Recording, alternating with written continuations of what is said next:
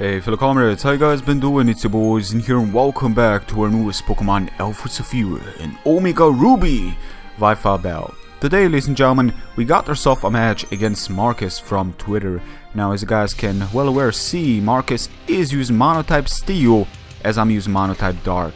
Now you gotta bear in mind this battle took place before you guys suggest me types, and for that this was also an incredible match I decided to record, and hope you guys will enjoy it with me. So let's take this battle for a spin. He's gotta shatter the ground. Turn 1, ladies and gentlemen. Turn 1. My dog does not like that one beat. The hell is loose. He goes for the overheat right now, ladies and gentlemen. That fiend will not see the light of the day again. The death has come. Oh, death. Oh, death. You guys watch Supernatural? I love death in that one. I'm gonna go for the Destiny Bound because that is how we play our games, ladies and gentlemen. My dog wants to take him down with him. And honestly speaking, he's gonna put up the rocks, which is sort of unfortunate because Hellhound's days have been numbered. But that's fine because, you know, basically his hometown is named Hell itself, so it's fine. He's just gonna be taken down, you know, where he belongs. So that's all okay. He's still smiling. But, you know, before he goes down, he needs to nasty plot a little bit. You know, he's got all kinds of imagination growing up in his head. Still, he's gonna go for the Trick Room. My opponent here makes a clever choice of moves. Also goes for Earthquake and take me out. I've been taking Earthquakes left and right with this one, sadly enough. But it's fine. I actually didn't really think about this too much. Basically, Nasty Plot in Destiny Bound is actually kind of good because it forces switches, and that is the turn you use Nasty Plot to kind of get rid of the special attack decrease that you gain from using Overheat. And Overheat is there just to guarantee some kills that you would have probably even failed with Flamethrower. You know, Houndoom is actually very frail, and I don't want to be, you know, relying on his bulk too much. That's why I also run Sag, just to guarantee myself some more additional damage. But anyway, Sableye coming in. I didn't want to directly switch out to Sableye and preserve Houndoom. Even with Stealth Rocks, I could have still had him for like a Death Fodder. But honestly, I couldn't do that because Bronze could potentially run Toxic. And I want to get my ability first going in, so I'm pretty much immune to likes of that. But if I directly switch out to it, then, you know, I would have not been immune. And that could have been a problematic thing if he did decide to do so. But Empoleon's gonna come in, he's gonna go for the Surf. That is Life Orb boosted. That damage is not normal. I'm not kidding. That is insane amount of power. For this is a special defensive Mega Sableye, and that Empoleon truly shows how powerful it truly is. So I'm gonna use to recover. I'm hoping even with the burn that he's still not in torrent range, for I believe that after that he should be handled with Dark Pulse. So he's gonna go for the Surf again. Sadly enough, that is not torrent, but now he is indeed in torrent range. Yeah, but it's pretty much a little too late for with a 1+1. I'm pretty much guaranteed to take him out. If that crit didn't happen, the burn would still guarantee me that kill. So basically, Empoleon has been taken out of the picture, so that is a huge problem. Taken away. He's gonna switch out to Mobile and just go for the Play Rough. Luckily, I do manage to survive with 2 HP, which was pretty incredible. I was kind of thinking, you know, I'm just gonna die really, but Mega Sableye has barely any speed to speak of, and he didn't even turn, so I was a little bit surprised on that one. But I guess he wants to turn with something else, and looking at it, I guess Aggron could be it, because he's got Filter, and I do have Zoroark. And the thing is, yeah, Mega Mobile is incredibly powerful, but Mega Aggron is so bulky, it's scary, and especially like against things like Bisharp and so forth, so gonna need to watch out for that. Anyways, I'm on a balloon. I'm gonna go for Sword Dance. He is burned, so that means he's not gonna be doing all that much damage with his Play Rough. So it's basically not really Play Rough right now. He's just hugging me, really. He's not even trying. But she's not even trying. But that's fine because, you know, my Bisharp kind of likes that. So that's fine. He's gonna switch out. He's gonna switch out to Aggron, ladies and gentlemen. This Pokemon he's using. This thing, props to him. Like, I gotta give him props because I haven't seen this kind of set being used on Aggron yet. I've seen mostly being like Sleep Talkers, cursing sets with Heavy Slam and so forth. But you're gonna see in a second. So I go for Sword Dance right now. That is, you know, pretty okay. I feel like with +4 I can handle this. But he's gonna make his own sub, ladies and gentlemen. This is a different situation we got ourselves in. And now he's gonna reveal Focus Punch. That's right, sub punching Aggron, Mega Aggron pulling through. Luckily he doesn't have anything to like hit me through sub because that would be horrible. Still, I'm gonna go for that +6, expecting him to like not have anything to truly hit me. Like with Earthquake, yeah, he can, but I was just asking, debating what kind of move he's got. But at the same time, it's a sub, so I need to rely on myself to be truly powerful enough to break it. So even with the resistance, this is +6, and it should break him down, and it does break, which is pretty great. But Jason Lee Scott is gonna need to take this Focus Punch directly to the stomach, and that's gonna hurt, ladies and gentlemen. That is definitely gonna hurt, as it will take me out. I couldn't really switch out to anything else because this is Mono Dark at the end of the day, who's gonna appreciate taking a fighting type move.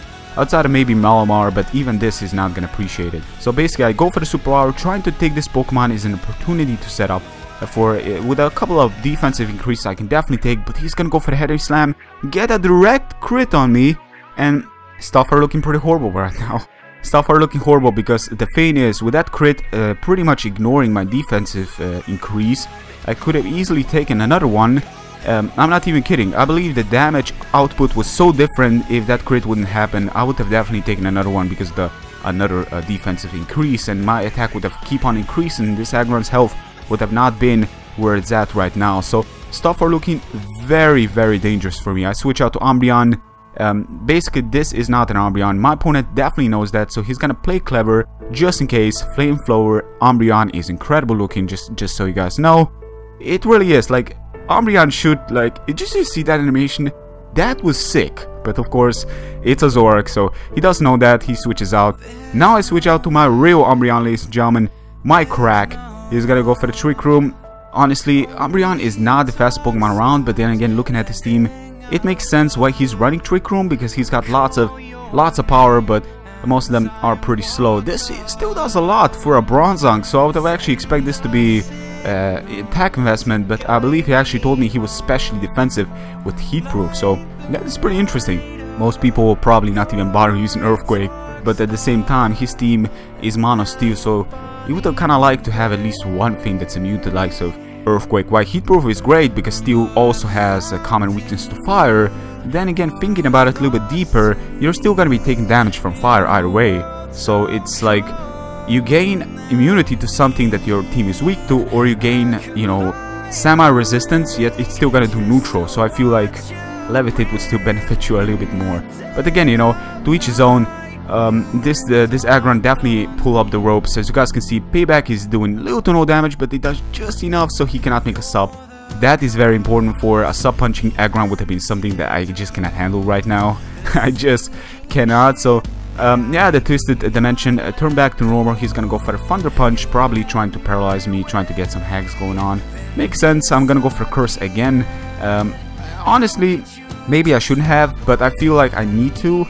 For the next Pokemon that's about to come in, I need to be sure that I can take his moves one-on-one, and it's really all about Umbreon right now. So Zoroark is a problem, because Zoroark is probably gonna fail of taking down the Bronzong, and Bronzong Heavy Slam, judging by the damage they did to my Umbreon before, is probably gonna one-shot the Zoroark, especially with Stealth Rock damage. So definitely something we gotta keep in mind, ladies and gentlemen. He's gonna switch out to Steelix, ladies and gentlemen. To Steelix. I'm gonna go for the Payback. I'm still going first, and that's actually kind of insane considering I'm -3, but then again, he's got Trick Room going on, which probably means he's got like Brave Nature and -speed and 0 IVs, and that's something I don't really have. But Earthquake, ladies and gentlemen, doesn't do that much. He's got Life Orb on him as well, which pretty much kind of tells you that he is, of course, running the Sheer Force offensive Steelix, which is surprisingly very, very powerful. I'm gonna go for the Payback. I do go...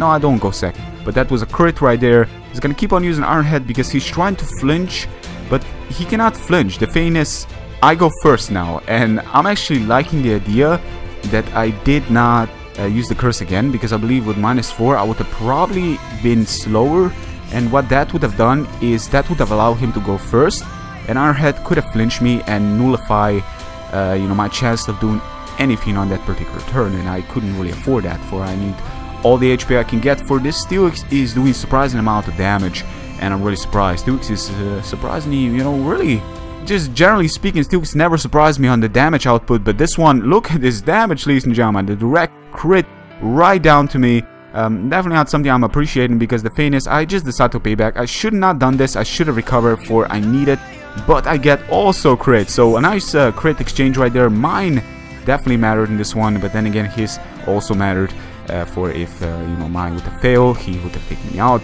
Still, Bronzer comes in. The reason I said I should have recovered is because I would have had better chances of taking this, and luckily it wasn't a judgmental factor, and it could become, I definitely should have recovered there, but it didn't come down to Zorak one-on-one, because Zorak would again fail against his last remaining Pokemon, and he would have taken me out in return. But ladies and gentlemen, that was the match against Marcus.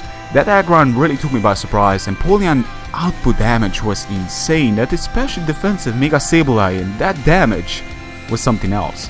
Now Steelix also, his team really surprised me on the damage output, but again, like I said, it was a Trick Room related team, and those things tend to be more HP and attack invested. So ladies and gentlemen, thank you very much for watching. This is probably going to be my last Mono Dark team for now. I'm going to try to replace it with something else, but to what team I will go into, we will see, only time will tell. But until then, guys, if you did enjoy, be sure to give a like. It always means a lot seeing you guys support. Leave some feedback regarding this team, regarding the match itself. Love to hear from you guys, and until the next one, take care, people. Peace.